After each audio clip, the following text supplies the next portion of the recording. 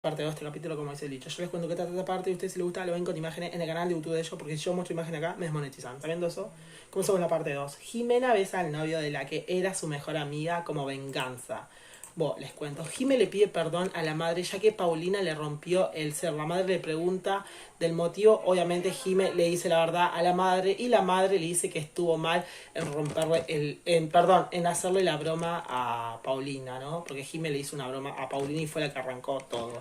Paulina se siente culpable por romperle el teléfono a Jime, así que le pide un teléfono nuevo a la madre y la madre le dice que no, ya que tiene un teléfono último modelo. No le quiere decir a la madre del motivo, ¿no? O sea, Paulina le quiere regalar el teléfono a Jime, pero no le puede decir a la madre que se lo rompió por el simple hecho porque se va a enojar. Así que la abuela de Paulina le termina prestando dinero para que lo pueda comprar. Paulina al otro día va a comprarle un teléfono a su amiga y se lo quiere dar, bien, pero bueno, ya está en proceso de eso. Pero mientras Jimena está en el cole y está siendo molestada por Brenda y Lucía, la amiga de Paulina. Paulina iba de buena manera, pues se sentía mal por el teléfono, a darle uno y lo que hace Jimena es besar al novio de Paulina, todo por el reto. Es de chill, amiga, es de chill y besa al novio. No se puede enojar porque es de chill, lo cual provoca que Paulina y el novio terminen discutiendo y esto provoca que se terminen dejando. De igual manera, el novio no dejó a Paulina por el reto es de chill, sino porque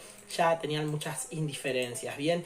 Como Jimena le anda molestando a Paulina, lo que hace Paulina es ir al restaurante donde trabaja la madre de Jimena a inventar todo con el jefe donde trabaja, a decir que, claro, la madre de Jimena trabaja de mesera y está meta a hacer un escándalo, tipo en el restaurante para meter en problema a la madre, ¿no? Ya que encima no tiene nada que ver, la madre de Jimena no tiene nada que ver.